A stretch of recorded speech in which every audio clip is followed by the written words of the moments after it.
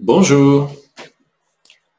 Aujourd'hui, je vous propose une vidéo un peu plus générale sur le décodage des maladies.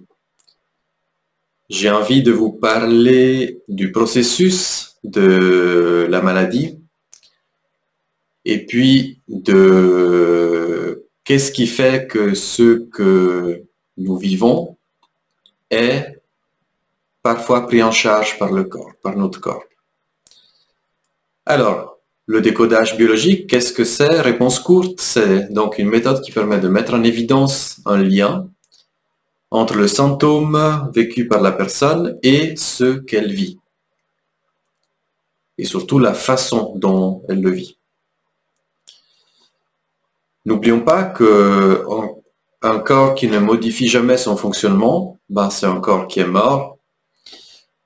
Être vivant, ça implique que notre corps s'adapte sans arrêt à son environnement en modifiant son fonctionnement, soit par petites nuances, soit de façon plus poussée. Donc le fonctionnement physiologique, c'est un fonctionnement où le corps s'adapte sans arrêt à son environnement. Imaginons que j'ai besoin de courir, mon cœur va s'accélérer, ma respiration aussi, mes bronches vont se dilater.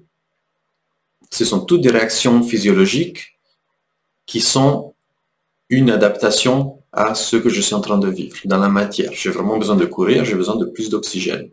Donc le corps s'adapte. Si j'ai trop chaud, je vais transpirer pour que la transpiration refroidisse mon corps. Par contre, je ne transpire pas normalement tout le temps. Donc la transpiration, c'est là aussi une modification de mon fonctionnement qui est adaptée à mon environnement, à une chaleur qui est là et qui est là dans la matière. Si ma peau est sollicitée parce que j'utilise chaque jour des outils, la peau elle va s'épaissir au niveau des mains, là où il y a le contact avec ces outils. C'est une modification déjà plus permanente, plus profonde et qui répond là aussi à ce que je vis dans la matière. C'est une adaptation, c'est un fonctionnement physiologique. Si j'attrape trop de soleil, si je reçois trop de soleil, ma peau va réagir avec une inflammation, on appelle ça un coup de soleil, une inflammation qui vient faire quelque chose qui est aussi une réaction physiologique et qui, accessoirement, va m'empêcher d'aller de nouveau au soleil. Si j'ai la peau qui est toute rouge, je vais voir que c'est pas bon pour moi d'aller de nouveau au soleil trop vite. Donc ça me donne aussi une indication, je sens dès que je vais au soleil avec la peau comme ça, que c'est pas bon pour moi. Donc là, on va déjà à des niveaux un peu plus profonds de modification physiologique du corps. Allons encore plus loin, si je mange quelque chose comme des fruits de mer qui sont avariés, qu'est-ce qui va se passer? Mon corps va réagir en déclenchant des vomissements ou des diarrhées pour expulser cet aliment qui n'est pas bon pour moi, qui est dangereux pour moi. C'est aussi une modification physiologique qui permet de régler quelque chose. C'est aussi une adaptation à mon environnement. Ce qui est dans mon estomac, c'est aussi mon environnement. Ça ne fait pas encore partie de moi. Donc là, on a déjà des cas de figure qui sont finalement déjà considérés comme des maladies, des nausées, des vomissements, des diarrhées, c'est considéré déjà comme une maladie, mais vous voyez très bien que ça vient pour une raison qui est une adaptation à mon environnement. La même chose peut être dite pour d'autres maladies ou symptômes comme la fièvre, la toux. Si je tousse et je coupe ma toux, ce que mon corps essaye à expulser reste dedans. Donc c'est pas forcément une bonne idée de supprimer tout simplement le symptôme. La même chose pour de la fièvre, ça vient aussi travailler quelque chose. Ça vient aussi en réponse à une infection, par exemple. Donc, là aussi, je ne vais pas forcément me limiter à combattre le symptôme. Je vais me poser la question, est-ce que j'ai pas meilleur temps de le laisser faire ce qu'il a à faire? Donc, on est déjà dans des maladies qui ont un sens qui est assez clair, en fait, et qui est une réaction à quelque chose qui est là dans la matière. Un aliment pourri une infection, un corps étranger dans mes voies respiratoires. Je parlais d'éléments dans la matière. Notre cerveau, en fait, ne fait pas de différence entre ce qui est dans la matière et ce qui est dans l'imagination, dans l'imaginaire, dans mon esprit, dans mon mental, si on veut être précis. Et vous constatez ça immédiatement dès que vous pensez à quelque chose, à une situation qui fait peur ou qui est triste ou qui est joyeuse, vous sentez que votre corps réagit à ça. Si vous regardez un film d'horreur, ce sont des images et du son, c'est pas réel, mais vous avez peur comme si vous étiez vraiment en situation de danger. Et vous sentez la respiration qui s'accélère, le cœur aussi, il y a vraiment des réactions physiques. Le corps s'adapte. Et pourtant, c'est une situation imaginaire qui n'est pas vraiment, qui n'est pas réelle tout simplement. Pensez à cette expérience que tout le monde connaît, les fameux chiens de Pavlov qui bavaient dès que la cloche sonnait parce qu'ils avaient été habitués à manger quand la cloche sonnait. Donc, ils entendent la cloche qui sonne. Pour eux, ça veut dire que la nourriture est là alors qu'elle n'est pas vraiment là. Et ils salivent déjà. Le corps réagit déjà à quelque chose qui n'est pas là, mais qui pour le cerveau est réel. Cloche égale nourriture égale je réagis en salivant. Donc, le cerveau ne distingue pas entre réel et imaginaire et va réagir de la même façon. Finalement, c'est le but du cerveau, c'est de imaginer des situations, puis d'y trouver des solutions, mais il les imagine de façon tellement vraie, tellement perfectionnée, que pour lui, elles sont réelles. Et le corps, il suit. Le corps, il réagit à ce qui est vrai pour le cerveau, tout simplement. Allons encore plus loin. Donc là, on a parlé de situations gérables. Je regarde un film d'horreur, sauf cas extrême, ça va quand même être gérable. Des fois, on peut quand même être choqué. Ou un film qui est triste, ben je pleure, je suis vraiment triste pour les acteurs, pour les personnages du film. Ben, c'est pas quelque chose de trop grave, disons. Enfin, ce sont des réactions normales, mais à quelque chose d'imaginaire. Par contre, si on va plus loin, imaginons qu'une personne vive quelque chose de extrêmement stressant et qui soit carrément choquant. Qu'est-ce qui se passe?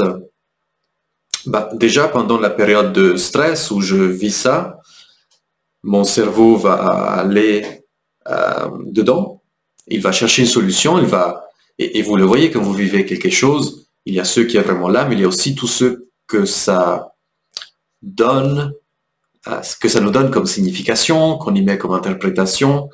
Il y a des émotions qui viennent, donc là, il y a tout un processus déjà qui est très fort qui se passe. Mais dans le cas de ressenti tellement stressant, tellement choquant qu'il n'est pas gérable, à un moment donné, le cerveau ne peut pas trouver de solution, n'arrive pas à trouver de solution. Et qu'est-ce qui se passe? C'est le corps qui prend la relève. Le ressenti, il est tellement ingérable qu'il passe dans l'inconscient et le corps, il continue à réagir à ce ressenti. Si quelque chose passe dans l'inconscient, c'est quand même toujours là. C'est pas quelque chose qui s'évapore. L'inconscient est une grande partie de nous. Si quelque chose passe là-dedans, ben ça y est toujours. C'est toujours dans notre système. Donc, là aussi, le corps va réagir en conséquence. Et je fais le lien avec ce que je disais avant de l'imaginaire, le réel. Tout se joue en fait au niveau de ce ressenti dont je parle. Ça veut dire comment la personne vit la situation. Est-ce que ça a une tonalité d'impuissance? Est-ce que c'est une tonalité de dégoût? Est-ce que c'est une tonalité de séparation ou de besoin de protection? Ce sont tous des ressentis très précis auxquels le corps va répondre comme si c'était quelque chose dans la matière qui était là. Si je suis touché par des mots blessants et que c'est tellement choquant que je n'arrive pas à trouver une solution, ben, qu'est-ce qui se passe? Mon corps va réagir peut-être en mettant en place une protection au niveau du derme. Un grain de beauté, par exemple. C'est un épaississement du derme qui fait un bouclier. à la lumière du soleil, qui est perçue comme agressive dans certaines limites, ou à des mots qui sont aussi perçus comme agressifs. Vous voyez, il y a là un parallèle entre réel et symbolique, au niveau duquel le corps, le cerveau ne fait pas de différence. Donc les symptômes, vous l'aurez compris, vont être en lien précis avec le ressenti de la personne. Que ce soit un aliment dégoûtant ou une situation dégoûtante, le corps va réagir de la même façon, des nausées, des diarrhées. Je dois me débarrasser de quelque chose qui me dégoûte, qui est un poison pour moi. Si je vis un froid réel ou un froid relationnel qui est vécu comme choquant, ben, la réaction va être la même, des bouffées de chaleur ou un surpoids pour garder la chaleur, pour garder la température. Réel ou symbolique, même réaction. Si j'ai besoin de me sentir vivant, si pour moi c'est quelque chose d'essentiel, si c'est une grande part de moi qui a ce besoin, ben, le besoin de sentir la vie, ben, qu'est-ce qui nous garde en vie? C'est l'oxygène. Ben, si j'ai ce besoin-là,